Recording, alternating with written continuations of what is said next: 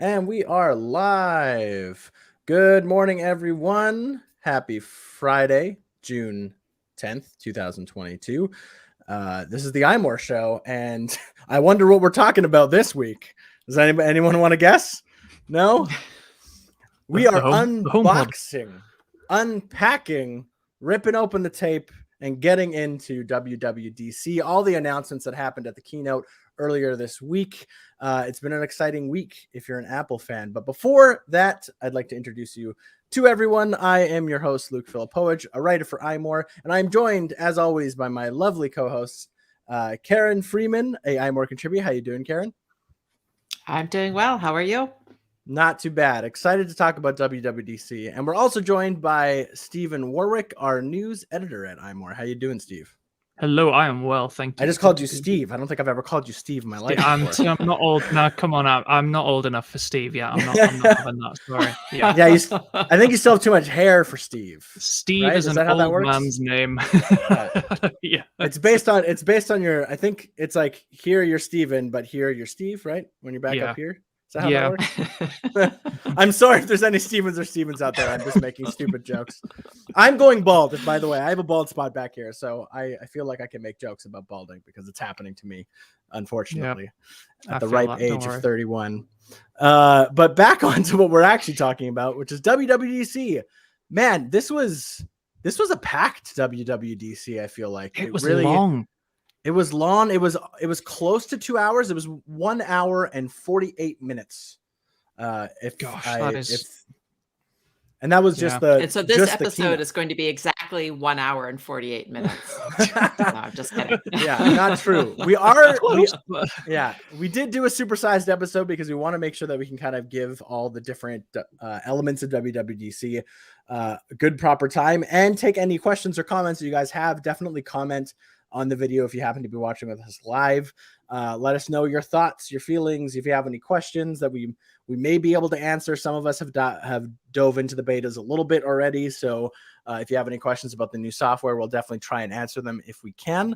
But starting off, it didn't really waste any time. WWDC, a couple minutes of an introduction, just talking from Tim Cook, kind of just about the company in general, and the general sort of Apple rah stuff that usually starts these events, and then right in to iOS 16, which has, I would say, quite a few updates, especially since I feel like most of the software last year, like iOS 15, watchOS 8, things like that, were kind of like incremental updates. They didn't really include a lot of big features, but like iOS 16 is hit the ground running at WWDC. Do you know what it is? It's a big visual change. I think a lot of people look for that, and I think we've maybe lacked that in previous years. And shout out to everyone. We did a little thread on the iMore Twitter, just asking people to show us their kind of day one iOS 16 lock screens, right? Which is one of the huge, I think, kind of updates and additions. And we were inundated with people, and I think that kind of just shows that people are really excited for this. And I think having that visual change, like a new design element to iOS, I think really kind of sets this release apart from some of the ones we've got previously. Yeah, you really tapped into a zeitgeist there. People are very excited about that. And, you really gave people an outlet to express that excitement. So it's fun. It's fun. There's so many people have participated and are still participating. Like each morning I wake up and there's more. So yeah. So what people want to show off those lock screens. Luke, maybe you could run us through it. What exactly has changed with the lock screen? What are we working with? Yeah. So Apple is giving us a lot more customization when it comes to our lock screens. There's now a lock screen editor. You can long press on your lock screen once your phone's open, once you've opened it with Face ID or what have you, and you'll have an editor, and you'll be able to change the background, change the font of the clock. The clock actually has different fonts you can use. You can change the color. You can even add widgets. There are little widgets that you can add there right now. Obviously, with the software literally being brand new, the widgets are pretty limited to like specific Apple features, like for example, first party stuff. Battery and weather and fitness. But I do enjoy it. I've been fooling around with them a little bit, and I do enjoy the little the weather like preview, because it'll give you like the temperature, and then it'll give you like a little like, you know, partly cloudy or raining or whatever, which is nice to just be able to like quickly look at, you know, I'm about to head out the door. I just have to look at my lock screen and be like, oh, okay, it's, you know, 18, sorry, I'm talking in Celsius, 18 degrees Celsius and sunny outside. Awesome. I'll take my shades and I'll go get my coffee, kind of thing.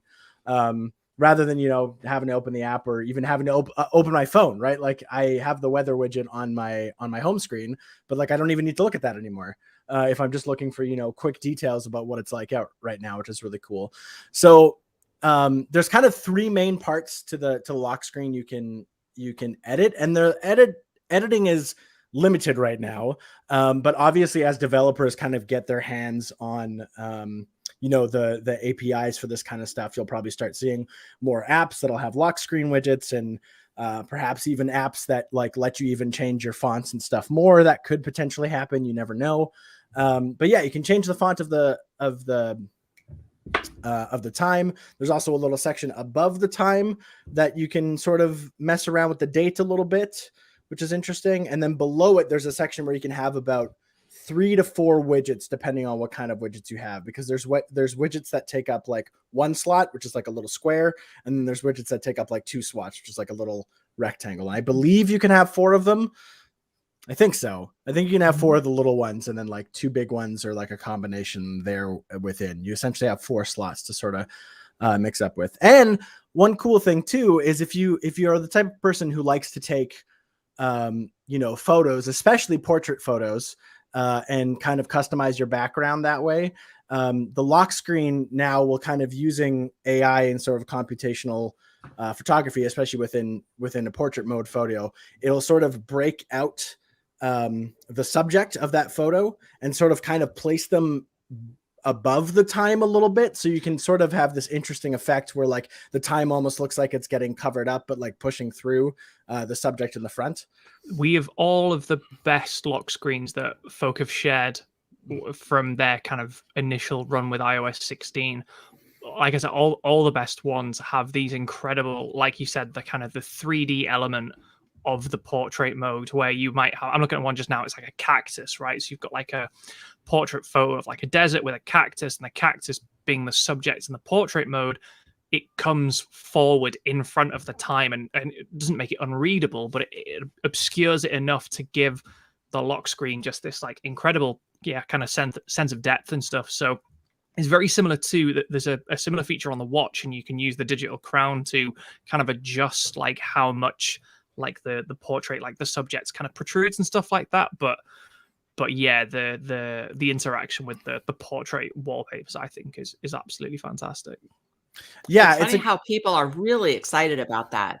To me, it's not that big of a deal, but I've seen so many people commenting on it, using that, and it's very popular. I think it's because, do you know what? It almost seems like asinine here us talking as like how long it was, 2007. So what, 15 years of the iPhone, and we're absolutely falling over ourselves because we can now change the font of the time on the lock screen. But this is what I said. And it's the like having a little bit of the picture go over the time is what people are losing their minds over. Yeah. And I'm just like, whatever. I mean, I just think the widgets are so much cooler, and it doesn't seem to be as much focus on it. Just gives so much, I think, depth to the actual lock screen experience. And because, like Luke said, it could feasibly work with any portrait photo, right? So we've seen some great ones of dogs and cats or cars, things like that, or like children or family photos.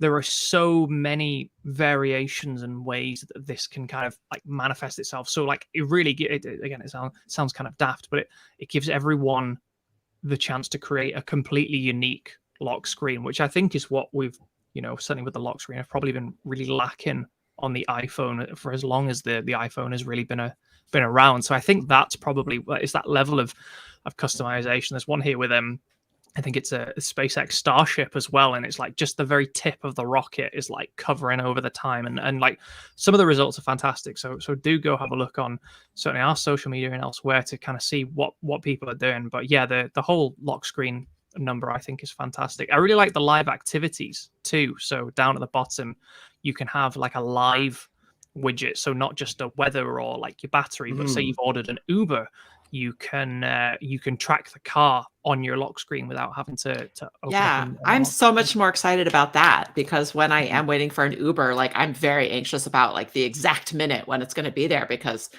you know, I don't want to miss it or whatever. And instead of relying on notifications, like just to be able to or constantly opening my phone, it'll be so nice just to have it sitting there in a widget right on my lock screen. And I think about people like my husband, who's not like a super techie and doesn't really notice the iOS updates really.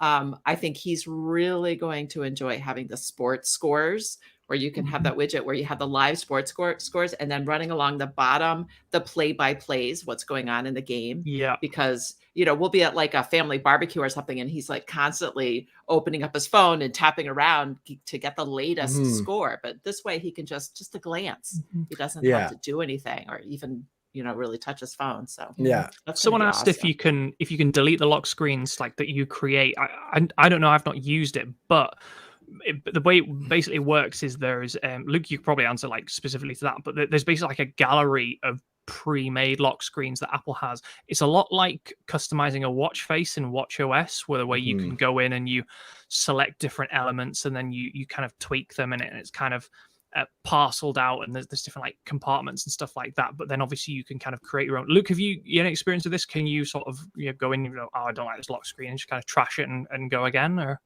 yeah, so any lock screen, so you actually can create multiple lock screens, and in the lock screen editor you can very quickly, like, say you have 3 different lock screens, they have different backgrounds, and they can have different, you know, different fonts, different widgets in different configurations. You can just go into the lock screen editor and just like swipe over, and then you have a new lock screen, and you could do that. And you can create, I'm sure there's a limit eventually, but you can create quite a few of them, and you can delete them eventually after you create them. The gallery itself, I believe, is pretty static from what I understand, because there are obviously some pre-made ones that Apple kind of shows off and you know, allows you. It's kind of like, it kind of almost replaces the wallpaper a little bit. Like you can still go into the settings and change your wallpaper, but like the lock screen editor is probably where you'll do most of that stuff now. And so it's really kind of becoming a little more robust. But if you do create a lock screen, Adam here's asking if there's a way to delete it. You can delete it. Yeah, you can. As it stands right now, you can, I believe, lawn press on it in the editor, and then there's a delete button, if I remember correctly. Once again, all of this is beta software. Things might change, obviously very early on, but it has been cool to sort of play around with and sort of make different lock screens and different configurations. And I'm someone who just is changing my wallpaper all the time. Like I have an app that just like has a ton of wallpapers on it, and I just love them. And so I'm changing my wallpaper all the time. So it's cool to be able to just like swipe through my lock screen real quick and have a couple kind of like ready to go when I feel like I need something different. So that's nice. I've been really enjoying that. Another big sort of addition, it doesn't seem like a big deal, but you may be wondering where notifications go now if there's widgets on top, on the top banner. And now notifications actually roll up from the bottom of the screen on your lock screen. So they used to kind of come down just sort of like below the time. You have the time up here, they come below. Now they kind of scroll up from the bottom. And I think that's a change that people are sort of half and half on whether it's actually better and or worse. I think it's nice. I think it looks nice. I think it makes sense. But some people are not. What if you have one of those bottom widgets, like with the Uber location? Well, from what I understand, those aren't actually static. Like those aren't widgets that stay on your lock screen at all times. They're like widget. They're like for a few hours, maybe. I think it depends on the apps too. Like I haven't personally used it, so I don't know. But like, for example, the Apple News one, which is what you're talking about, the scores, is actually a functionality of Apple News.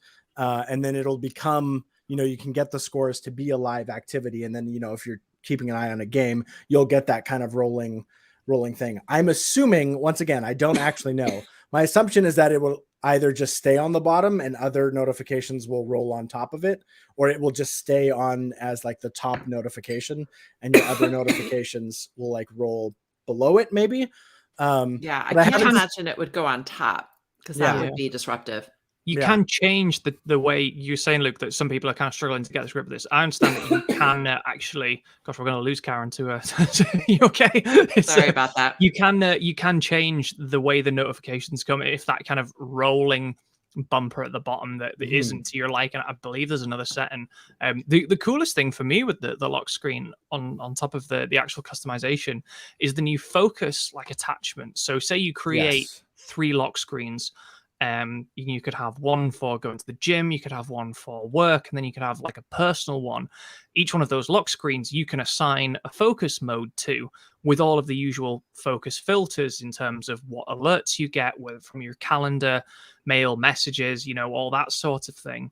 So, and then you can just sort of scroll between your lock screens as you kind of go about your day. So you get up and you go to the gym, you can move to your gym focused lock screen. Maybe you've got like some activity widgets on there and things like that, and you don't want to be disturbed, and then you move to work, and that's different. And then again, when you finish working for the day. So I really like the fact that it's almost like having like user profiles on your phone in terms of the lock screen and what information you're immediately presented with, which is really cool.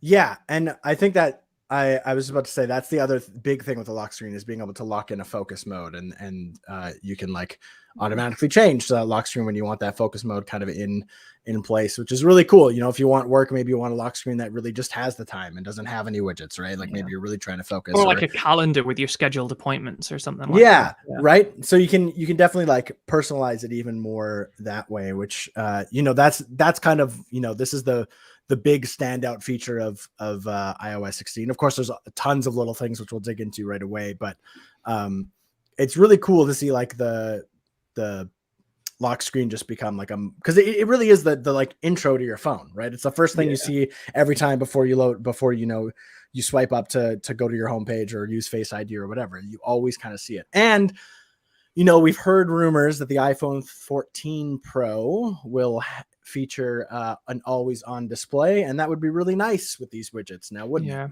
There's even been news, so there's references been spotted in the ether of the code of this beta that refer to the always on display that like you said we've been hearing about for the iPhone 14 Pro. And that's what when I was watching trying to watch the keynote as we cover it, all of these lock screen changes, it's like, why would we invest so much time in the lock screen if we're not going to, have a more exposure to it, which I think, kind of tees up perfectly the idea of an always on display that has and more functionality. Right. And by the same token, why would we need an always on display just to show what? The time? Exactly. So they work both ways. That's a really good goes point. Hand in hand. Yeah. Yeah. So that's kind of a basic rundown of everything in the lock screen. That's kind of changed so far with iOS 16. Obviously, early in the betas, thing might change. Perhaps new features will be added. Heck, some features could get scrapped. That's happened before too. But it's been really cool to kind of play around with and sort of like, I'm excited to get it into third-party developer hands, because that was, the same thing with widgets. When widgets first launched in iOS 14, like they're cool and they're nice, but like my favorite widgets are ones that ended up being, third-party apps, right? The third-party apps that I use all the time. So I'm excited to, to see what developers will come up with for lock screen widgets. I think it could be really, really handy for sure. Yeah. I have to think that having a new space like that for developers has to be very exciting for them, because it just gives them a real opportunity to show some creativity. So I'm excited to see what they come up with. I wonder what, like, I can't think off the top of my head of any sort of good apps that would be like, hey, this would be an amazing sort of lock screen widget kind of tool. I mean, I suppose a lot of ones like social media, for instance, like Twitter, it's basically just notifications. So I don't know. But yeah, I was gonna say like, oh, can you think of any cool kind of like firsthand like uses for it? But I can't think of anything off the top of my head. So maybe like podcasting stuff like that, like because you get like we've got the new music player, haven't we? So maybe if you use like Overcast to listen to the iMore show, you've got like a cool kind of now playing widget as it were. Yeah. I think that the third-party calendar apps and the third-party weather apps will come up with some cool things. Definitely. Yeah, totally. And to what you kind of said about like Twitter or something like that, like even just having a button on my lock screen that just like lets me compose a tweet, like just like opens up my Twitter and lets me compose a tweet or something like that would be huge. And for me, at least, like I'm always like especially if I'm like watching a show or something and it's like a popular show and I want to like, live tweet along or whatever, like with Stranger Things season 4, which I'm currently obsessed with. And I've watched like the entire season 2 times already. Like things like that, like that would be awesome just to be able to like hit a button and like, there you go, my Twitter's up kind of thing. And I don't even have to like think about it. It's that, it uses Face ID to unlock my phone and boom, there I am in Twitter kind of thing. So yeah. And I feel like third party to do apps used to be like a really huge thing like 10 years ago. And this might be a chance for them to sort of come back into vogue because there's a lot of cool possibilities what they could do with it. What about shortcuts on the lock screen? That would be cool because that's kind of what you're hinting at. Like if you could like just activate a shortcut from your lock screen, like in the live activity section to be like turn off all these HomeKit lights or things like that. That would be really cool. Yeah. I mean, I sometimes get like Siri prompts for shortcuts anyway, but I wonder if they could do more with the acts like the widgets and stuff like that. That would be really cool. Yeah, interesting. DJ Food Stamps, which is an interesting name, I'll say. One of my favorite house artists. Kind of notes that the term widget, the definition is getting murkier. Lock screen widget, home screen widget aren't interchangeable, and I kind of agree with that a little bit, especially since the lock screen widgets are really sort of modeled, at least it seems modeled after like Apple Watch complications. Mm-hmm. I mean, I don't think it's a big deal that they decided to use the term widget. I think they probably use the term widget just because they already have widgets on iPhone, so it's a little less perhaps confusing for people, doesn't it? Yeah. But if you need a point of reference, like Luke says, complications on Apple Watch is the best kind of comparison to a feature we already have, I think. Yeah, right. But the word complication refers to a watch. I mean, it's a term that predates Apple. Yeah. You know what I mean? So, and widget is just kind of a generic word that means like any little thing, Yeah.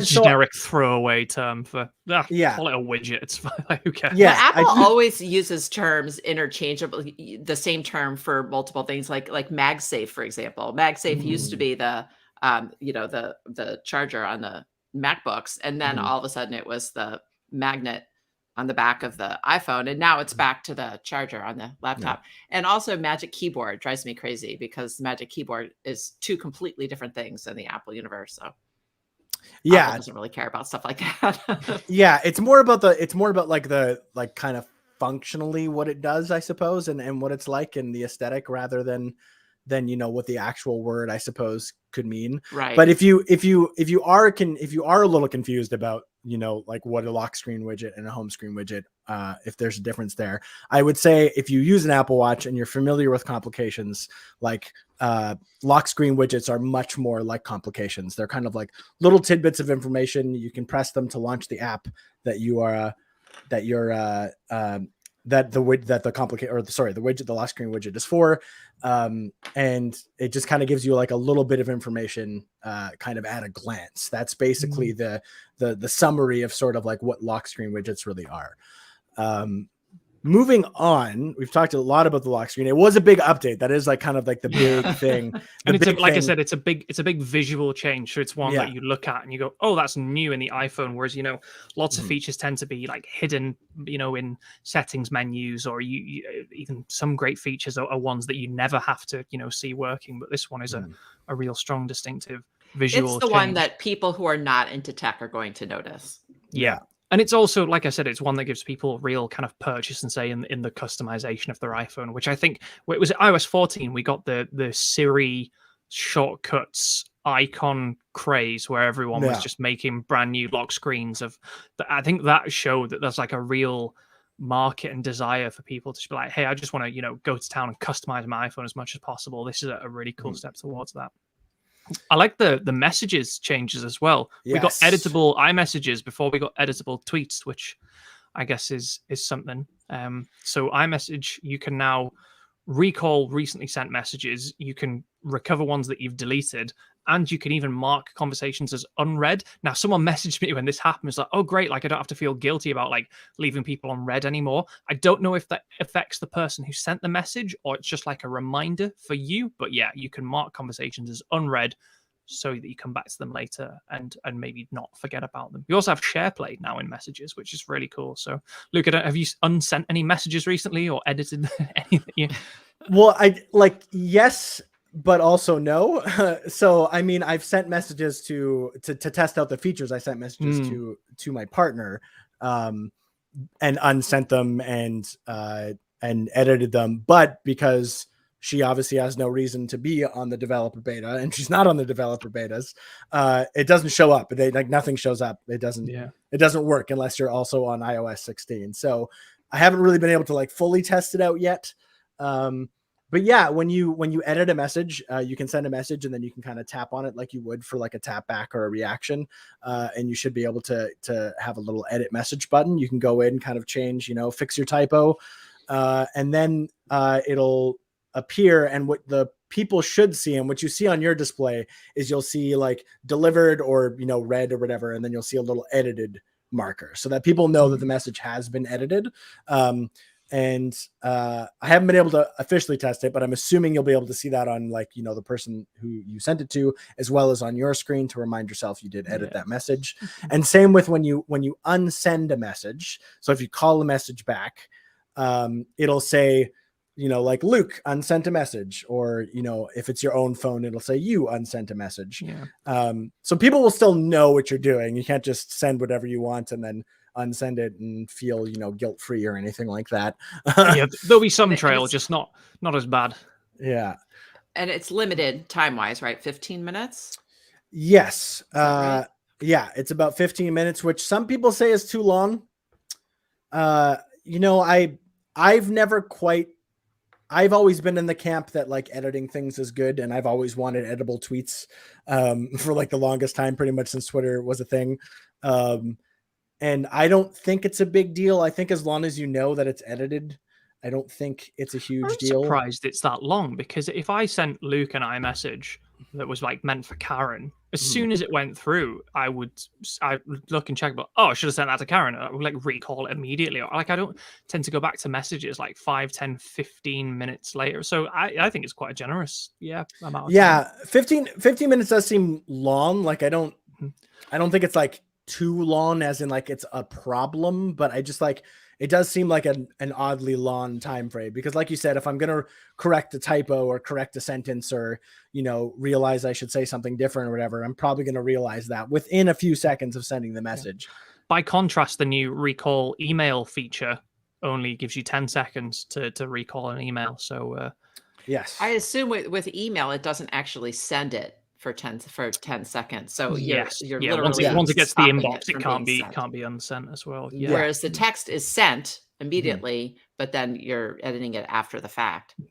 Yeah, one of the biggest. I'm conscious to move us on, because we spent a third of the show. We're not past iOS 16 yet, but I really wanted to talk about Apple Pay later, because that's a brand new Apple Pay feature, which it's only available in the US so far, which I believe will be available in the US. But before we move off of messages, though, I just have to mention how cool it is that you can pull a subject out of a photo and basically make it like an instant sticker. Oh yes, stick it into messages. Yeah, there's a very good article on iMore by Christine about that. If you'd like to know more. Yeah, I know she's super excited about it. We like it. Like we both like the sort of like cute, fun things. And I originally thought that feature was only going to work with like portrait mode photos, because it would already have like the information, but it literally works on just like anything. It just uses computational edge detection to sort of figure out what you're trying to pull and what the subject is. And I've fooled around with a bit, depending on how good the photo is and how sharp it is. You'll have some clarity issues maybe around the edges and stuff, but for like a quick tool that like you don't have to put your photo into any sort of like software like Photoshop or anything like that, and you can just like kind of instantly sort of like pull it out of the background, and then you sort of have like this floating dog or person or whatever you're trying to pull out. is really cool. It is a lot of fun. I know Christine's having a lot of fun. She put her baby, Christine has a relatively new baby, and she put her baby on the Iron Throne. So she's having some fun with that new feature for sure. Yeah, Apple Pay. So yeah, the new Apple Pay Later feature is like, in the US, you'll be able to take, I don't know if there's a limit on the cost. I assume it's limited to whatever the limit for Apple Pay is where you're buying it. For instance, in the Apple Store, there is no limit. And it lets you spread out your payments over 4 weeks. Sorry, 4 payments over 6 weeks. No interest and no fees of any kind, interestingly enough. And the other big revelation is that Apple is the finance outlet handling this. It's not like, obviously Apple Card comes from, it's backed by Goldman Sachs, but this will be handled internally by Apple. There is, obviously with Apple Pay, you use, kind of a card from any bank. So if you miss payments, you might incur a fee from your actual bank if you miss out on the payments. But yeah, it seems as though Apple will just be handling this. And yeah, it's the latest kind of buy now, pay later thing, which is really cool. And they've also added Apple Pay order tracking as well. So if you buy something with Apple Pay in Apple Pay, you'll be able to see, has it shipped? Is it out for delivery? Where is it? That kind of thing, which I think is really cool as well. So yeah, a couple of big Apple Pay features, which I think are really welcome. Yeah, it's nice. Yeah, it's interesting. I don't think, I don't even know if it's available outside the US, to be honest. I haven't checked on that. And it's not something that, it's not, Steven, is that what you're saying? Apple Pay Later is not, no, in the US only. Yeah. So I and even if it was here in Canada, I don't think I would probably use it. I'm always kind of wary of, pay later sort of, don't pay now schemes or whatever you want to call it. Not that I think Apple is scheming, but just like there's some general problems with that kind of thing in the mentality. I think is what you're saying, not so much the scheme. Apple's not doing anything nefarious, but you mean like the idea of getting into a situation where you've bought more than you really have to spend. And like, I don't think Apple's intentionally being predatory, but there are services out there that are like this, that are intentionally predatory, right? So I think a lot with high interest rates as well, which again was one of it was like, no interest, no fees. Again, the only kind of trouble you might run into is the bank of the card that you use through Apple Pay is the one that would, because that's where the money comes from to sustain the. So use with caution, we would advise to, use common sense when you use this feature. Yeah. The other big one, we probably need to move on from iOS 16, but I don't think we should do that without talking about CarPlay, because this new generation of CarPlay looks absolutely wild. Apple is basically... I was so excited to see that. It's basically convinced some we don't know who yet, but some automotive manufacturers to give over their entire dashboard space to the Apple ecosystem. So CarPlay will be able to show you not just, the regular CarPlay stuff like maps and music, the phone, news or whatever, but also like these huge, great big dashboard widgets, or, the temperature, like how fast you're traveling, your navigation. It looks like properly like futuristic and really, really exciting. And it uses like the vehicle data. So it's your phone and the car kind of working in tandem to provide you with this great big Star Wars-y heads-up display. Well, not a heads-up display, but, this great big dashboard of information and stuff. I think it looks absolutely fantastic. Yeah. I would love a car of... I was very excited to see that until I realized that my car doesn't have a display like that anyway, and I'm not getting a new car anytime soon. And even when I do, it probably won't have that. So I don't know how many car generations it's going to be before something like that becomes commonplace. But it's a very cool idea. It'll be interesting to see if it catches on.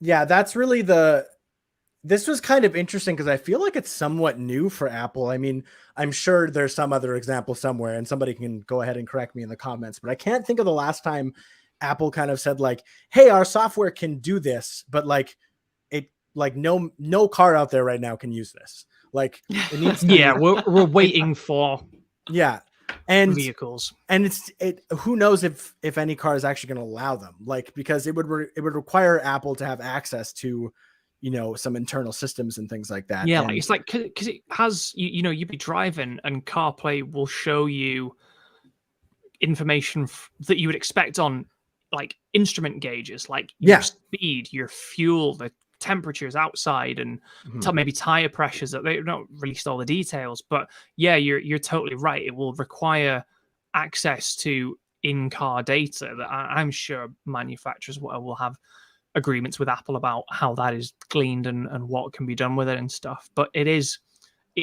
invasive. It's not like old CarPlay where you plug your phone in and you get like a nice display. This is like properly next level stuff. So I'm very excited to see which cars kind of take this up on the future. I wonder, Apple has a good relationship with BMW in terms of like, car keys and things like that and integration stuff in the past. So I wouldn't be surprised to see something there. But yeah, it's going to be really cool.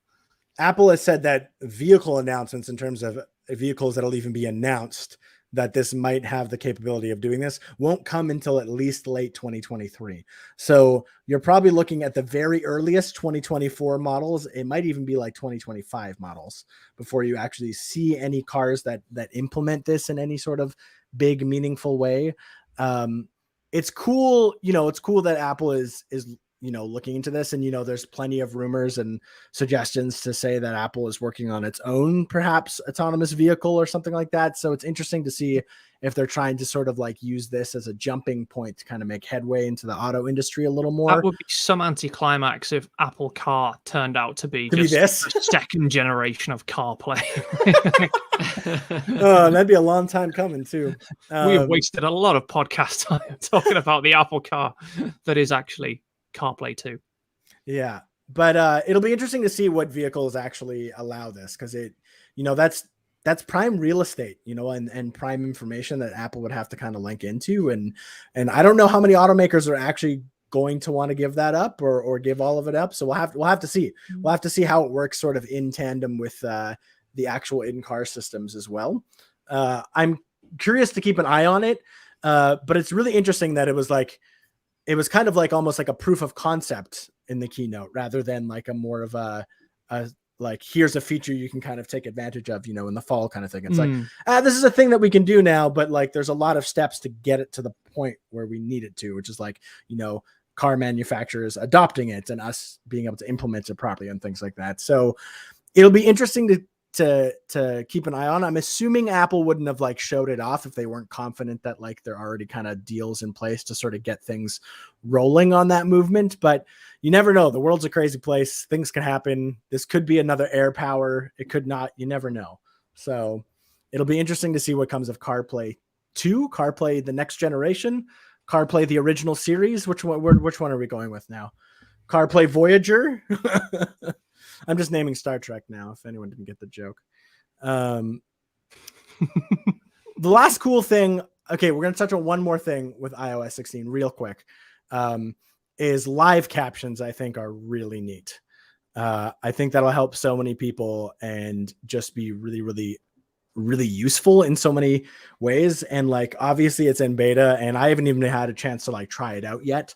But Apple's experimenting with the ability to kind of like turn audio from videos and even like FaceTime calls into live captions. So you can like, see the words as people are speaking them, kind of like similar to, I guess, like YouTube that has, automated captions in their software and stuff. So using software to kind of, do voice detection and word detection and things like that. I think that's really cool. I just think that's like such a helpful feature, and like, especially with certain videos, and honestly, especially even in FaceTime calls, it could like really help just like keep you on task if you have if you have a hard time hearing, or even if you're just kind of far away from the phone or something, or it just like, there's so many different uses for it, which I think will be really, really neat. I'm really excited to like see more of that and see like how integrated it can get into the system. Okay, moving on. We will move on from iOS 16. There's so much more to talk about, which I'm sure in later episodes we will definitely dive more into. But we will go on to watchOS. So watchOS 9 will now be what it will be called, as we officially figured it out. And it has a few interesting changes. Nothing I would say that's like completely groundbreaking, but definitely some really good, important features that I think some watch fans have been waiting for. So obviously, the very first thing they always announce is the new watch faces, because everyone loves watch faces. They're the kind of like the heartbeat of your phone in a lot, or the heartbeat of your watch in a lot of way. So there's 4 new types of watch faces. So there's an astronomy watch face that'll kind of like give you a live picture of the Earth, which is kind of cool, and like you'll actually be able to see like cloud movements and things like that. Which is pretty interesting. There's a lunar watch face, which kind of syncs up our calendar, the Gregorian calendar as it's called, with the lunar calendar, and you can kind of see it go around, which is really interesting. And there's especially like they mentioned that, there's different religions that track that sort of stuff, in terms of festivals that go by, lunar cycles and things like that. So I think it's going to be a really cool, not only is it a cool looking watch face, I think it's also going to have like real world implications for a lot of people, which I think is really nice. There's a new art one, which is called Playtime, which looks very fun and adorable. It's one of their watch faces they made with an artist. I can't remember the artist's name off the top of my head right now, which I really should. Joy Fulton. Joy Fulton. There we go. Thank you. Yeah, they kind of from the one that they showed off, it kind of looks like the numbers kind of look like party balloons. Which is and when you tap them, they bounce. Yeah, so it's another fun one. I like when they add fun stuff like this just for the heck of it, because every now and then I like to change my watch face to something just ridiculous that isn't really useful except for just being fun. So I like when they add stuff like that. And then the 4th one they added was a new monograph face, which has like kind of similar to sort of the modular compact and modular faces, but it has like a more stretched out look to it, I guess. Like the watch face itself kind of has like a more like stretched out numbers and stuff. It's kind of hard to explain. You kind of got to see it to see what it looks like, but it looks nice, and there's different colors and stuff you can do with it as well. So if you're an Apple Watch face fan, there's more faces to play around with. A couple of workout updates as well, which I thought were pretty cool. So like they've improved some workout tracking. So there's a couple of different new like running metrics in terms of like your stride pattern and things like that. New zones. So if you are passionate about working out and you want to see like what heart rate zone you're in, or you're trying to deliberately train in a particular zone, you can now track that as well, which is really cool. Some swimming enhancements. So you can now use a kickboard. A kickboard is a recognized stroke on the Apple Watch as well.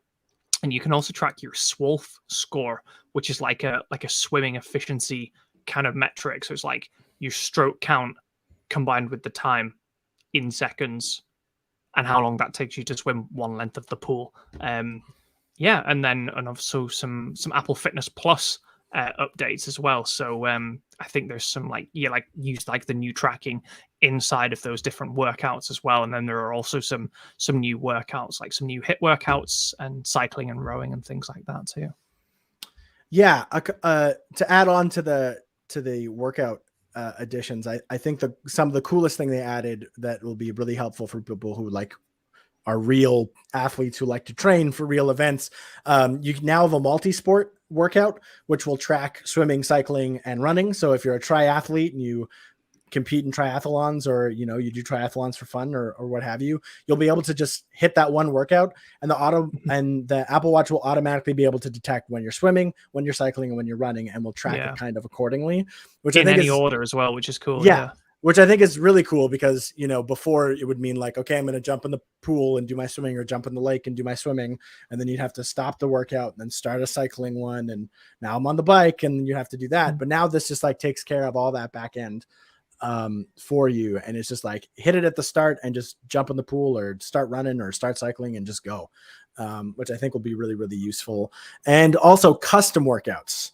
Finally, you can sort of make your own custom workouts in the workout app. And you can also even include rest intervals. So if you're doing sets or reps or things like that, and you want to have rest intervals in the middle of them, you can build that right into the workout. So you don't have to stop the workout to stop tracking when you're just sitting there. And sorry, there's a siren.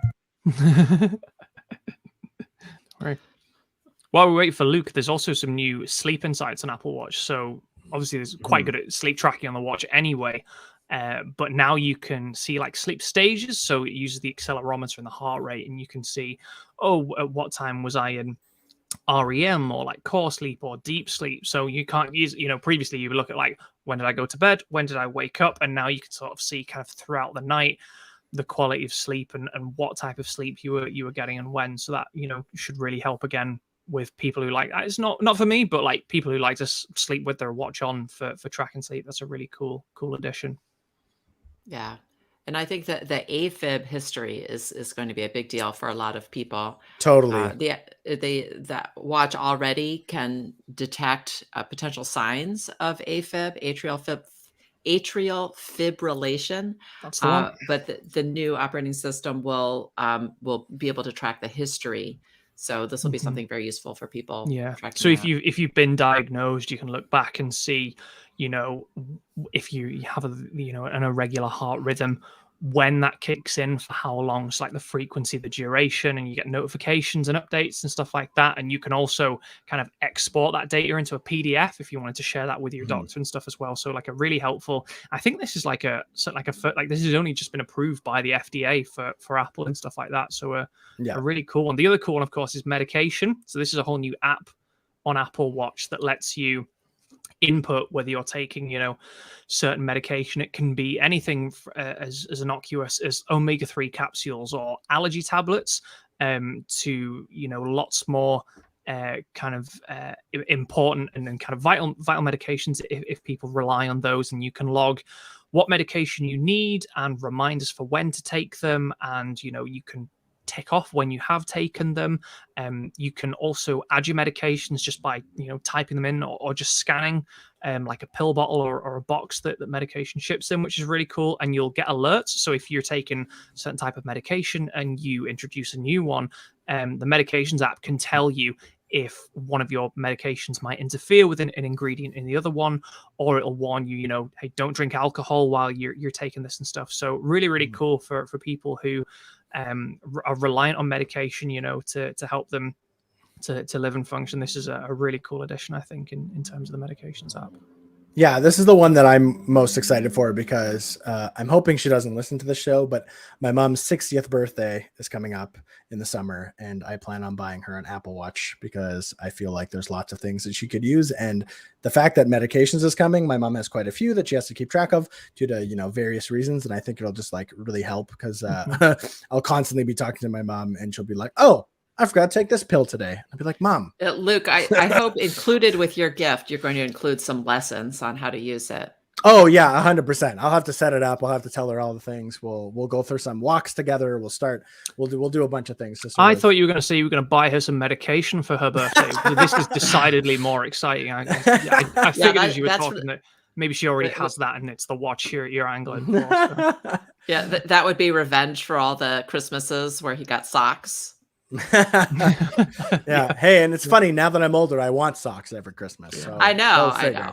The biggest thing for me, you did it when you were 8, did you? No, I didn't. I did not. I feel like we really missed out on WatchOS. The biggest feature we were expecting in WatchOS was like a new low power mode, and this was rumored from a reputable source prior to the event that we were getting basically a low power mode that would make the watch usable even if the battery was low, whereas currently that is not the case. And this just didn't materialize. Now, I don't know if that means it doesn't exist, or if Apple hasn't seen fit to announce it yet, or if maybe it's more attached to like the hardware in the next generation of, so maybe the Apple's Watch Series 8, the SE2, which we're expecting again later this year. So we'll see what happens there. But certainly at the moment, no sign of the improved low power mode, which would have been, sort of, hey, you've got 10%, 15, 20% battery left. Do you want to enter low power mode? Yes, but you could maybe still track a workout or, do anything on the watch, whereas currently you get a tiny, crappy digital clock and nothing else. So I think that has to be hardware. Yeah, or maybe just a combination, or maybe it's it's not. We've definitely seen Apple build features into WatchOS or anything else like that, and just unveil them kind of further down the road. So we'll see what happens. Yeah, totally. And my most disappointing thing was there's not really any big UI updates. There was like a few. There's like slimmer notification banners now when you're actively using the watch. So like if you're actively in the workout per se. You know, your notifications, they'll still pop up, but they'll kind of be slimmer. They don't take up as much of the screen, so you'll be able to see more of the thing behind it. And then the other one is the dock became a little more useful because it'll actually promote the apps in the dock. When you go to the dock to switch apps, it'll actually promote the apps that are actively in use first, so you don't have to just scroll through a list of apps to find, you know, the apps. If you're switching between, you know, music and workout to control your music and to go back to your workout, if you're just using those two, they should be right there when you open the dock pretty much every time, rather than having to kind of scroll through the list of all your open apps, which is nice. It's a nice change, but I was kind of, you know, I was hoping for a little more, but we'll see. More UI improvements could always come down the line. Until we'll get back to this conversation in just 1 second, but let's have Karen tell us about a sponsor of ours. Yes. Have you ever hit a technical snafu shopping online? Has filling out payment fields given you a headache? Has a mobile banking app even been down when you wanted to use it? Capital One believes everyone deserves better banking. This means easier access to their money and more security. That's why Capital One is investing in machine learning. Machine learning allows Capital One to do things like fight fraud with random forests. Models quickly suspect suspicious activity and make it faster to alert federal investigators. Identify how mobile app outages happen with causal models. Keeping our mobile app up and running doesn't happen by accident. Anomaly detection and incident response help determine why app outages happen so engineers can quickly remedy them. Speed up online shopping with machine learning at the edge. Make shopping with virtual card numbers smoother and more secure. This technology is based on logistic regression models and running inference in the browser. It identifies payment fields, which helps make using virtual card numbers easier and faster. The potential of machine learning is so big. See how Capital One is using machine learning to create the future of banking. Search machine learning at Capital One. Capital One, what's in your wallet? Thank you, Karen, and thank you, Capital One, for sponsoring the iMore show. Moving on from watchOS, the next thing Apple went into was Mac hardware before it came to the software, because we did get a new computer. We got a new MacBook Air that has the brand new M2 chip inside. I'm pretty excited about how this MacBook Air is looking. It looks great, doesn't it? We were very lucky to to go to WWDC and to get our hands on with this. I know our new editor-in-chief Gerald is very, very impressed. And yeah, the combo of the M2, which we don't need to get into the nitty-gritty, it's about 18 to 20% better than the M1 in kind of all aspects, including some of the big upgrades, like 50% more memory bandwidth, and it goes up to 24 gig. As well as you know, improved CPU and about 35% more in the graphics department.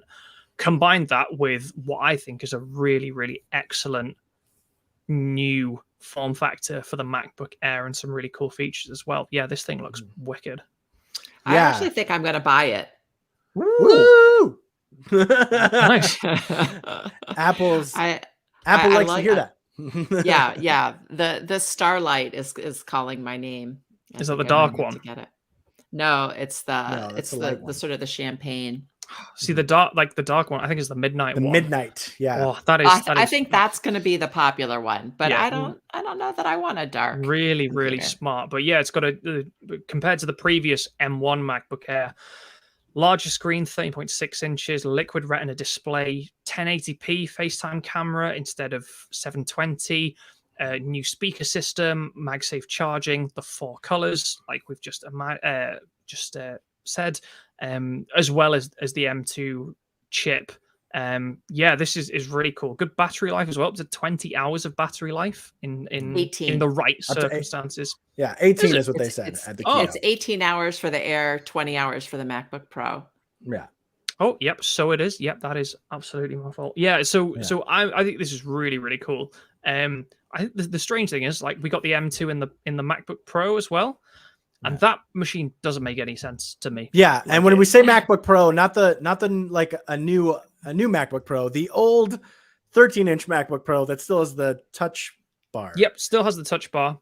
There's now an M2 version of that. The Apple discontinued the M1 version, or they don't sell it anymore.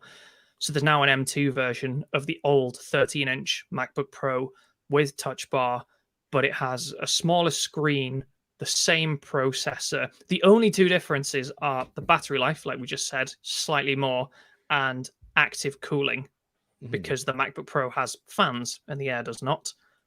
But otherwise, the MacBook Air takes in every other category, including improvements to better FaceTime camera, like we said. Better display. Yeah. Because Yeah, the liquid retina display. So the Pro is a very strange...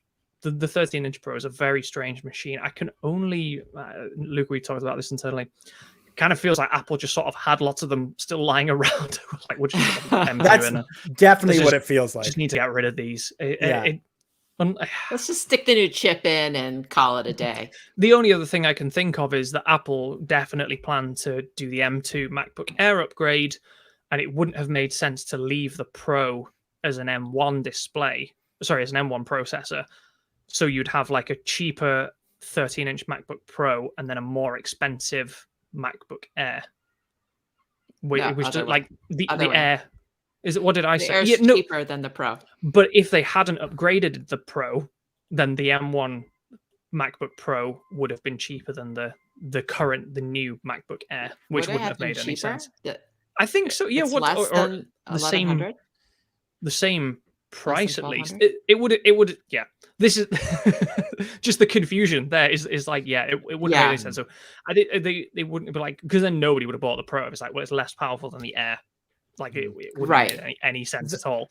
It still doesn't make much sense, but it makes more sense than that would have. I feel like the target audience for that laptop are people who they want to have quote unquote Pro in the name of their laptop device. Do you know what I mean? But don't actually need the big 14-inch. The form factor is maybe an issue for some as well. Maybe some people think a 14-inch laptop is too big, like it is. But then why wouldn't they just get the Air? Yeah, this is the thing. It's confusing, and the only thing that makes sense to me is that they have some of these chassis still lying around that they like the new Pro doesn't even have to get rid of. From a consumer charging perspective, who should be buying a 13-inch MacBook Pro over either of the other options? I would say MacBook Pro. I would say probably no one. Yeah, I would probably say no one. Right. Hence, I mean, I'm always thinking from the perspective of somebody who was a salesperson at the Apple store. Like, I don't know who I would sell that to. Yeah, maybe some, like, if you really love the Touch Bar, but that's true. I have to say, my son loves the Touch Bar, and he's a software developer, so he's on his computer all day, every day, and he says he uses that Touch Bar a ton. But lots of people prefer the function keys of the new ones. So, well, I think most people do. Yeah, it's a strange old. Like I said, I suppose as little sense as it makes in the M2 format, it would have made even less sense to not give the 30. Yeah. If they weren't going to discontinue it, it wouldn't have made sense to keep the MacBook Pro as an M1 version. Yeah, no, I get why they made it an M2. What I don't get is why they kept it in the lineup at all. Yeah, The thing that I was a bit disappointed by was I've been very excited to try and get my hands on an M1 MacBook Air or MacBook Pro, because those are very capable devices, even with the M2 improvements. But because Apple didn't supplant, well, not the MacBook Air anyway, they kept the M1 Air in the lineup, and so they're not any cheaper. So I was hoping, here's the new Air. Oh, by the way, the old one, it's now worth less, and so I could have got one somewhere else, but that is not the case, sadly. So not unless you want to buy one used. Yeah, or refurbished, I wouldn't mind. Phone Pup in the comments pointed this out too, saying that it makes no sense that the old Air is still the same price, and it is a little disheartening. In fact, I would even go as far as saying like the price of the M2 MacBook Air was a little disappointing to me. I was kind of hoping, the MacBook Air has kind of always been that like $1,000 laptop, right? That's supposed to be, great value for what it is. And it's not that, I guess the extra, because it's $11.99 as a new MacBook Air, because it's just under 12 for whatever reason. It is a big upgrade. Yeah, it is a big upgrade. Though, that it's still a lot of money. Yeah, the M2 should have been $1,000, and the M1 should have dropped to like 800 or 850. Yeah, And like we're saying, the M1 MacBook Air is still a great computer for, especially if you're updating from an older Intel model like the M1. The M1 is a very capable computer for sure. Doesn't, quite have the exact same new design and kind of as many ports as the MacBook Air M2, if I'm remembering correctly. Yeah, the M2 has it still only has 2 ports. Yeah, but it now also has the MagSafe charging port. Right. Yes. Which is very so handy. you don't So- have to take up a USB port with a charger anymore. Yeah. But yeah, like even if they just knock down like the M1 version like $100, like even to like $899, as Foam Pump actually said in the comments again. But like, yeah, if they even knocked it down like $100, I think that would be like, just so much better, a much better strategy. I feel like that could really tempt some people who didn't who maybe didn't upgrade to the M1 already, because of But the new MacBook Air is a triumph. Like, this is just superb. Like, I cannot wait to hopefully maybe get my hands on one at some point. And yeah, the design I think is brilliant. I think all of the new colors look amazing. The new display, the M2 obviously has lots of potential. And of course, remember, if Apple hopefully kind of follows suit and keeps a bit of uniformity, the M2 will be the foundation, the building block of the next M2 Pro and M2 Max, and maybe even like an M2 Ultra. So this is, kind of not just a new processor, not just one new processor, but a new family of processors that we will hopefully see in even more capable machines. Like a MacBook Pro has been, kind of thrown around this week and stuff. So the future of Mac looks very bright, as does the very near future when this comes out kind of next month as well. But it is a lot of money. Yeah. Fast charging as well. MacBook Air has fast charging, which the Pro doesn't have. So you get 50% charge in 30 minutes if you use the right adapter, which is not included in the price. Yeah, I do get the educator's discount, so at least there's my wife gets that now as well. Actually, she's training to be she's already an accountant, but she's training to be more accountant. So she's got a student card again. So maybe we will we'll have to take advantage of that. Moving on from the Mac, they went right into obviously what powers the Mac, Mac OS, which is the new version is officially called Mac OS Ventura. And immediately all I thought was, alrighty then. Every time they mentioned Ventura, because of Ace Ventura, in case you didn't know. But yeah, Ventura has brought in it plans to bring some interesting features to the Mac experience. Obviously, the big one is also somewhat the same on iPadOS, so we'll talk about probably more of it there. But a big one is Stage Manager, which is kind of Apple's new sort of window management / multitasking feature software. It's a strange one, isn't it? It looks like something that was made for iPad, and they were like, hey, we should put this on Mac too. And someone was like, yeah, okay. And they did. And it feels like something that is native to the iPad. Yeah. That also happens to be on the Mac. Yeah. Well, I feel like it's part of the movement to bring Mac and iPad operating systems closer together. Yeah, especially with universal control. Although I have to say, I'm excited to try this because my biggest complaint using Mac OS is the window management. Like I normally use Windows day to day. I can't believe I've just admitted that on the show. But when I use Mac for the podcast, for instance. The window management in Mac OS, I'm sorry, it is terrible. Like moving windows around and manipulating them, or if you get one stuck in full screen and you can't it. So I'm excited to see if Stage Manager makes choosing and moving windows on Mac OS better. But I think most people are probably more excited about the possibility of that on iPad because we now also have, movable, resizable windows, better external display support and stuff. But yeah, also this new continuity camera, this is really cool. Yes, but also a bit funny. I've seen lots of memes about like Johnny Ive kind of turning in his grave with these pictures of this new whatever MacBook you want and this Belkin adapter that basically bolts your iPhone onto the top of your Mac, and you can use your iPhone's webcam as your. It's pretty ugly. It's not great, is it? but the functionality is so cool. I was gonna say it's exactly what we wanted, though. I mean, kind of some of the community in general, just like we've criticized, or people have criticized Apple for being too, form over function. This is the exact opposite of that. This is definitely function over form for sure. I think unfortunately will be sad for, some of the third-party apps that kind of, and services that exist to sort of do this exact same thing, turn your iPhone into a webcam, which obviously now Apple's kind of Sherlocking, which, has its own problems. But in terms of like usability, it's bonkers how useful I think this is, especially since your iPhone is likely a better camera than a lot of webcams out there, even external webcams, unless you're like really spending the money to kind of get like a really nice external webcam. Your iPhone probably has a better picture quality on it for especially if you're just talking about like plug and play, it just works. And that's one thing that's cool about this too, is Brian was saying, Brian, our kind of like Mac OS expert, was saying when he tried the beta, he loaded up our meeting, one of our meetings earlier in the week, and he said like it immediately went to my iPhone as my webcam, kind of automatically immediately. So it might even be a little too eager at the moment in the first beta.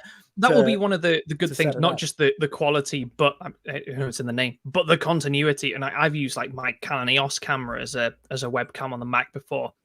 And you've got to download a driver and plug it in. And then each time you open up a meeting, you have to go in and select what cameras you want to use, the Canon EOS. Whereas, like you said, this is, kind of snap of a finger and it's there and stuff. So the continuity aspect of it is as important, I think, as the camera aspect, which is also very important because you're getting, like you said, that iPhone quality. It won't be for everyone, though. I saw a couple of, not naysayers, but like people need their phones during meetings, or if you need your phone for a hotspot. Like, this isn't going to be a perfect solution for everyone. I also hope that this is like a retroactive solution for all the rubbish Mac cameras that we've been given previously, and not to kind of stifle the innovation of the camera going forward. I don't want to see Apple use this as like the alternative to improving the camera in the Mac, in it like its webcam. I still want to see that develop, but this is great for people who do have those grubby 720p FaceTime cameras, but also have an iPhone. Yeah, it is. Yeah, I'm excited for Studio Light too, which acts like as a ring light. And because if you're watching on YouTube now, you can see I'm very dark, but if I put a light on my face, it gives me a headache and it bothers me. So I'm hoping that Studio Light is a better solution for it's like an effect rather than an actual light as well. Yeah. So Well, it pretty much uses, from what I understand, it uses like the iPhone's ability to use Studio Light on portrait modes and kind of like adjusts the picture. So it's actually happening on the iPhone, from what I understand. Right. So it's not shining a light in your eyeballs, which I hate. Yeah. But that's like one of the cool things that, we've talked about, previously with a Mac Studio, with a Mac Studio display, where it has like an A13 kind of powering like the camera and a few other things on the display, right? This is like you strap your phone onto your MacBook or your Mac, and then you have all of that power kind of behind it, which I think is really, really cool. And one of the reasons why like being able to use features like you can blur the background, because it can do that with portrait mode essentially, right? Yeah, that will, even those like the effects and stuff like that will be brilliant. Yeah. So I agree with Steven. I think the best use case of this would be for people, if it hopefully comes to older Macs that can still get Mac OS Ventura, and that people on desktop Macs who don't have if you've got a Mac Studio or a Mac Mini and you and you don't have a webcam, it's not just to replace rubbish webcams. Like, don't forget that like if you don't have an iMac but you're using a desktop Mac, you don't have a camera with that device. So yeah, totally. The coolest thing I wanted to talk about on macOS is the gaming updates. Did you guys see all of the gaming improvements? So Apple has taken Metal 3, which is Apple's like graphics engine, powering, gaming on the Mac. And they've added this Metal Effects upscaling. So it's going to basically change the way like games are rendered. So rather than rendering a very complex scene, you can render like but you can render like a slightly less complex scene, so and shorten that process, and then you use upscaling after the fact to then make it look, kind of give it like a higher fidelity, quite similar to like DLSS basically, and it will really improve hopefully the game performance on Mac, especially on Apple Silicon. And we're getting like some really exciting AAA titles. EA Grid's Legends, admittedly No Man's Sky is like 6 years old, but Grid's Legend, Resident Evil Village, these are fairly recent and high-ish intensity games that we probably a year ago couldn't have expected to enjoy on really any Mac, let alone some of like the MacBook Pro and things like that. So the gaming stuff that Apple is doing, I think is really, really cool. And one of the interesting things about the M2, it's like a reasonable increase in CPU power, but the GPU power is like 35% more, which is like really quite a big jump. So I'm excited to see this. There's also like fast resource loading for quicker boot times and renderings and stuff like that. So I don't think we're going to, all start gaming on the Mac when macOS Ventura comes out, but it's definitely like a watch this space, and I think a hint that Apple is a bit more serious about this now. Also, No Man's Sky is coming to the iPad, which I think is very, very exciting.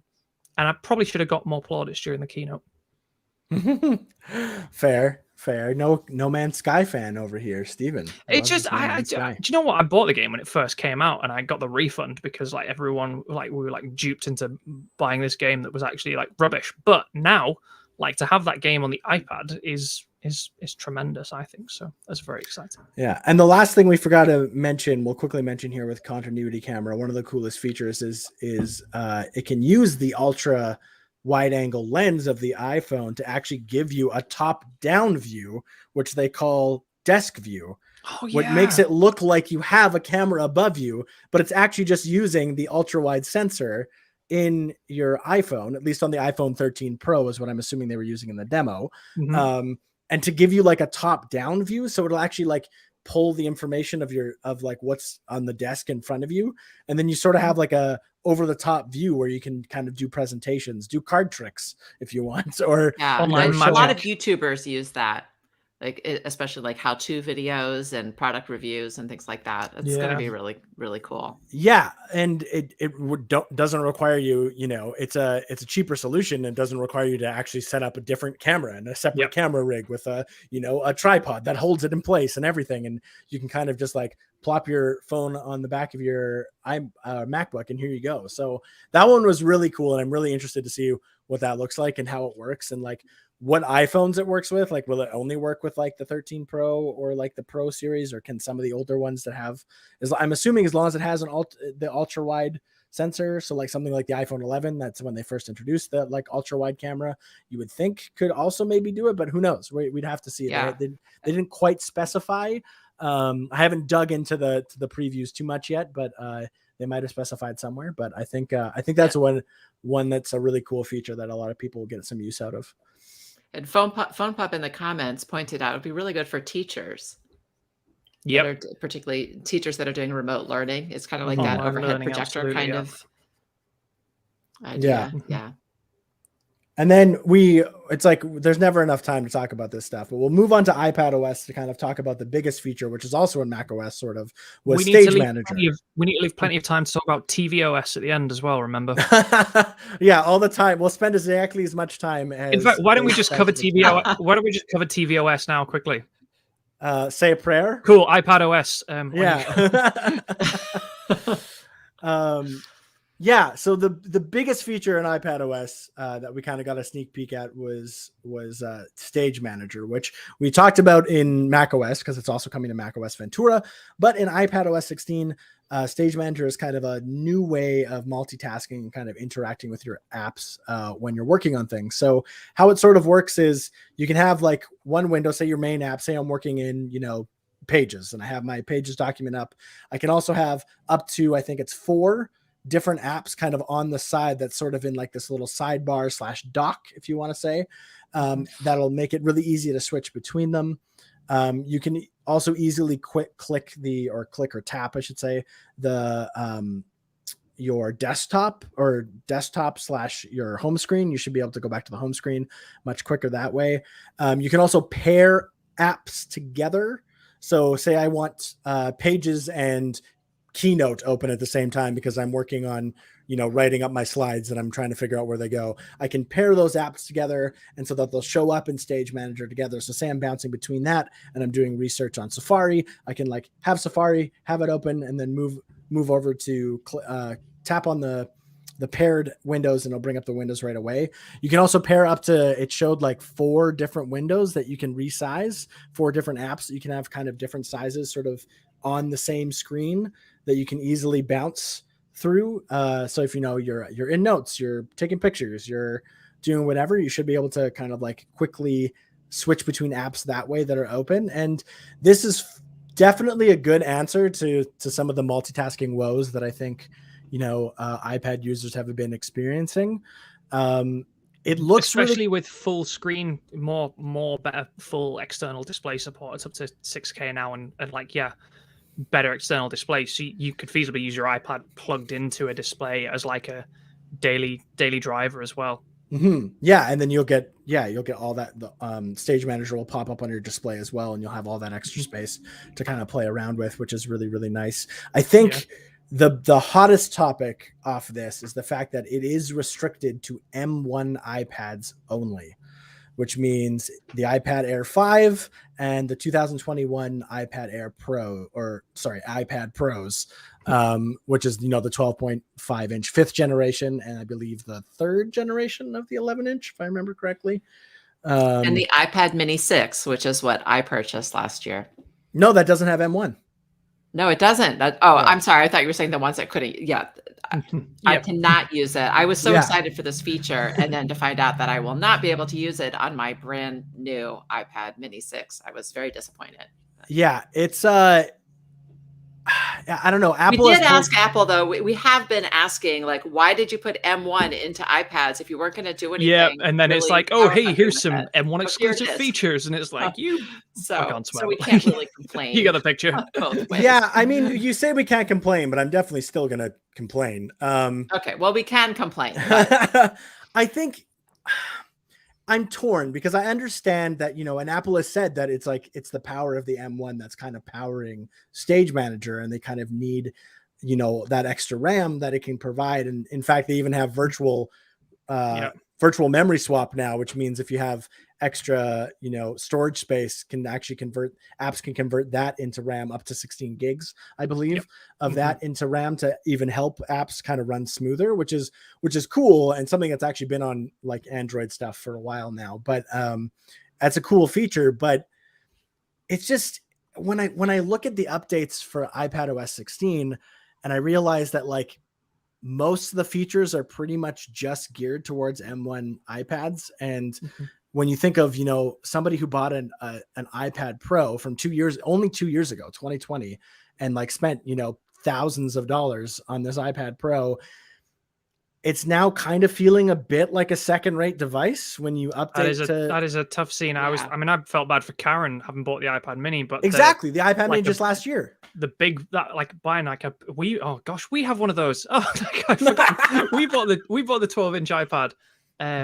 When did we buy that? Maybe we bought it last year. It might be the new one. I can't remember, but I don't think it is. Yeah, redundant. Oh, I'm fuming. Yeah, that is. It's hard, isn't it? Yeah. It's hard because I see where Apple is coming from. And like Karen said, a lot of us have said like the M1, we're putting a Ferrari engine in a Toyota. Like, what are we doing here? And then they're like, okay, well, here's all the Ferrari features you want. And it's like, well, now my Toyota can't run this. So I understand. Exactly. I understand it's a bit of a, kind of between a rock and a hard place, but it's just one of the best things that's always been about Apple for all of its devices is that when you buy one of its flagship devices, it will last you for years and they will update it for years. Like the iPhone 7, as it stands, the iPhone 7 is getting cut off from iOS 16, but it still has iOS 15. Like the iPhone 7, which came out 6 years ago now, by the time iOS 16 launches, 6 years of like consistent security updates, feature updates, UI improvements, things like that. And it just sucks to think like someone bought a 2020 iPad Pro and was like probably super happy with their purchase. And now it's like, it's already like so many features are kind of gate kept away from them. I know, especially because iPads, when you buy an iPad, you expect to have it for 6, 7, 8 years. Yeah, it's not like at a phone that least. you would rattle through maybe once a year or once every couple of years even. Yeah. So yeah, it is hard. Like it's exactly like you said, we say what's the point of the M1 iPad? Like we can't make use of it. And like you said, Apple say, well, here are the features that you can make use of. And now everybody who doesn't have an M1 is iPad was like, well, I would like those features as well. And yeah, it's yeah. It is. It's It's a catch-22. Like you couldn't if you're Apple, like you can't win like in that circumstance. But like I feel bad. I feel bad for you, Luke. I now feel bad for myself. I've remembered that we also own that iPad Pro, and it's like, oh, like no Stage Manager. Like, yeah, that is a sad. I'm feel saying bad this for all three of us. well, I'm saying you don't necessarily have to feel bad for me because I have an iPad Air 5, which means I'm going to be able to try this out.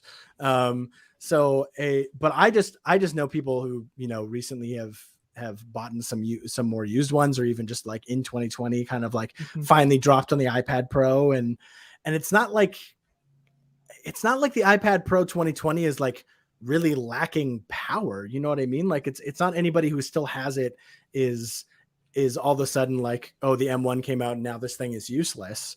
It's not. It's a very capable machine. It's very powerful. And it I don't know.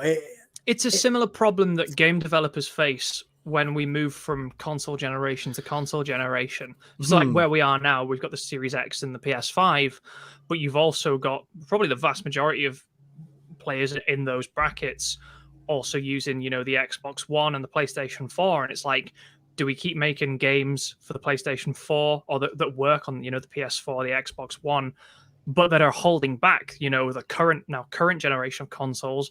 Or do we leave those older, but not that old consoles behind? And it's like, which user base do we upset? And like, when do we make the switch, or do we make the switch and stuff like that? It is, we're probably in a slightly unique position because we're never going to go through a transfer like, I was going to say from to Apple Silicon, but on iPad, we're not even making that transition because it's always been Apple Silicon. It's just a different kind of chip, like the A1415 to the M1. So it's not like it's different architecture necessarily, but I agree. It is as exciting as these features are in terms of and I think it's mostly the iPad this time around.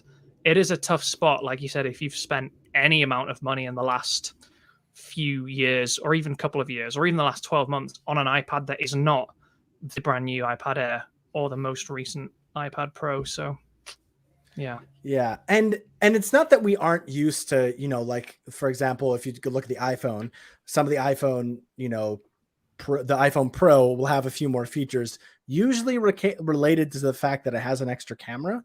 And I feel like those are a little easier to swallow in terms, because like they're not necessarily fundamental to the way that the operating system works. Whereas like Stage Manager is just such, like, multitasking is such a fundamental part of the iPad OS, and has been a fundamentally lacking option up until now as well. Yeah. And so for them not to, I don't know what it would look like, but it would be nice if maybe after this, maybe in a future iOS or iPad OS update, Apple finds a way to maybe bring like a simpler version that maybe can run on a bit of just about to suggest, what if we had like a dumbed down Stage Manager that could use 2 windows or 3 windows, right? So we're not going to, kind of put the processor under too much pressure and stuff. But it's a hard one. I did joke about tvOS, which literally didn't get a message during the keynote, but that does seem like a sort of a news word, because this is,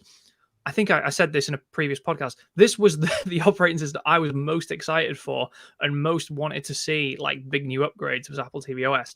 And it didn't even make the keynote because Apple has done so little. It rolled out there is a tvOS 16, which came out very quietly after WWDC's keynote, which has some cross-device connectivity upgrades, and you can now play videos in different speeds. So like Apple TV Plus, you can view content in like 2x or 1.5 or stuff like that. But I'm really curious, like, what do you guys think about like the fact that Apple just, like one of the main, like one of whatever the number of main platforms is, and just like all of a sudden just like cut off from the keynote completely. Like, what's happening there? Yeah, that was an odd one. My perception of it was that like the Apple TV as it currently stands, as it currently is, with no kind of like real big changes in its design or its implementation of what it does, I feel like tvOS has just kind of matured. Like there, what can you really upgrade to tvOS that really functionally changes what it does right now? Because whether you like it or not, and I understand there's a lot of love for Apple TV out there, and it's not, I have one and I use it. It's an older one, but it is a box that launches apps at the end of the day, for the most part. And I don't know what you can do to it to really make it stand out in any ways. I just wanted some new screensavers, that's all. Yeah, I was gonna say, I haven't really heard a lot of clamoring for new features on tvOS. So what really what they do? But yeah, I guess new screensavers would be nice, right? I mean, there's not going to be no wonder that didn't make the keynote, right? But yeah, no, of course not. Unless the only thing I thought of is, we've heard a lot about Apple maybe rethinking the TV strategy, whether it's going to release like a cheap Apple TV stick, or like just a cheaper Apple TV device, or some sort of HomePod iPad hybrid home entertainment system. So maybe it is rethinking that whole kind of aspect of its business, in which case it doesn't make sense to roll out like an all singing, all dancing tvOS upgrade if Apple is going to fundamentally rewrite how it does that in the future. But still a shame. I thought I felt bad for bless it, there are folk in our kind of industry like dedicated to covering Apple TV, tvOS, that sort of thing, and didn't even get like a nod in the keynote, which had to be pretty hard to take, I think. Yeah, I think also since the Apple TV Plus app is on like pretty much every smart platform now, right? Like I have it directly on my Roku TV, right? Yeah. So like even if I want to access my Apple TV Plus stuff, I don't need my Apple TV for that anyways. And I think like the idea of what an Apple TV is just kind of outdated a little bit, I think. Yeah. And it probably would be better as just a stick these days. And even then, I don't think like the OS would need any terrible changes or any big changes to do what it needed to do. But it's just, if anything, if it was like a stick, which it would probably be like a lighter version of the OS in some sense. So it would probably do even less than kind of the thing. Some of the comments is that tvOS screensaver should always be a surprise, and that's actually true. There's no surprise like getting a new tvOS screensaver that you didn't know existed, and it just pops up in your living room one day. So that's fair enough. I can live with that. Yeah. tvOS didn't get much love. You can use Nintendo Switch controllers with them now, though, if you happen to like gaming on your Apple TV. If you play Apple Arcade games and you have a Nintendo Switch, you can use your same Joy-Cons. for iPhone as well. Actually, that's that's kind of across the board. I believe it's for everything. So, and there's HDR 10 plus. 10 plus, yes. Yeah. So there was like a couple things, but yeah, nothing noteworthy, and that's clearly why it was left out of the keynote. Was that it's just kind of being what it always has been, and there's nothing too exciting on that front. So I think just Apple's not gonna dedicate any sort of exciting prime time, if you want to call it that way, to it. It'll be interesting to see the future of tvOS. I'm still hoping for like a soundbar HomePod like TV like amalgamation sort of thing, where it kind of becomes a more of like an entertainment like system in sort of itself. And I think that could be really cool. But yeah, as far as like what does tvOS need to do that it currently doesn't do in its current iteration, I personally can't think of anything like that's really, really lacking from the system. Cloud gaming, but that is a legal issue, unfortunately. So yeah, totally. So yeah, who knows? It'll be interesting to see, like, and every now and then an OS is kind of not necessarily super updated, and then Apple will come back the next time and all of a sudden have huge updates for it. So like maybe tvOS 17 will be something crazy. I don't know, but it does look like tvOS 16, at least for the foreseeable future, tvOS is just going to kind of continue puttering along the same old course that it's been going down for a while now. Definitely. Yeah. Yeah. So what was it everybody's absolute favorite part of WWDC and what was announced? MacBook Air for me. It's got to be that whole. If MacBook Air, I was going to say in terms of hardware, like there was more than a MacBook that was announced. MacBook Air and in software, the lock screen. It's got to be the lock screen. I'm so excited when those public betas drop next month to get myself a very customized lock screen. So that for me. Yeah, I think. Well, Stephen, I was going to say those same exact two things. So I'll say, just to say something different, I'll say the ability to edit iMessages. I think that's going to be. That was probably Luke's. We'll go around in there. Oh, was that? Did I steal yours, Luke? Oh, don't worry about it. I would say, yeah, if I had to pick like my top three, as much as I do, have some reservations and the way that iPad OS 16 is kind of rolling out is a little, it grinds my gears a little bit. I do have an iPad Air 5. I'm lucky enough. And so I am excited to try out Stage Manager. I think it will be really cool for the people that can use it. It just sucks that more people can't. And then, yeah, I would say my other two like stars would be like editing, just because I love to be able to edit my typos and stuff. So editing messages will be great.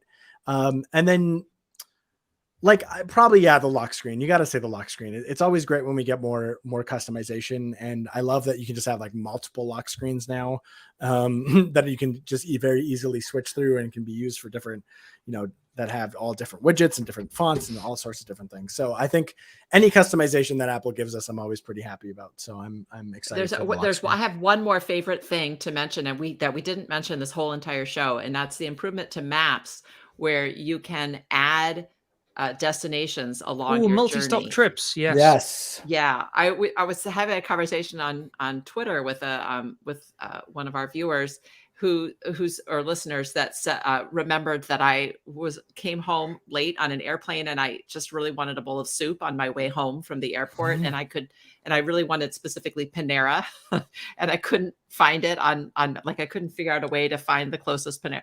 So now I'll be able to do that. I'll be able to find the restaurant I want on my way home on my way from one place to another. So I'm excited about that. Yeah, totally. And we've only scratched the surface of what was announced at WWDC. We are obviously going to talk about it in the weeks to come. So make sure you continue to tune in to the iMore show for all the juicy details. But that is our show for this Friday. Thank you, Karen and Stephen, for joining me and talking all about WWDC. A big shout out. Thank you. Yeah, a big shout out to Jim Metzendorf, our audio engineer, who always kind of makes us sound so great. Big shout out to all of you who followed along live, listened with us, talked to us, gave us your comments. Feel free to tweet us at iMore if you have any comments about the betas, any questions about the betas. We'll try our best to answer them, or we can even talk about them next show. You can also hit us up on Instagram at iMoregram if you want to see what we got going on there, seeing all the pictures of some new devices, things like that. And yeah, until next time, it's been the iMore show. Goodbye. Good boy. Bye.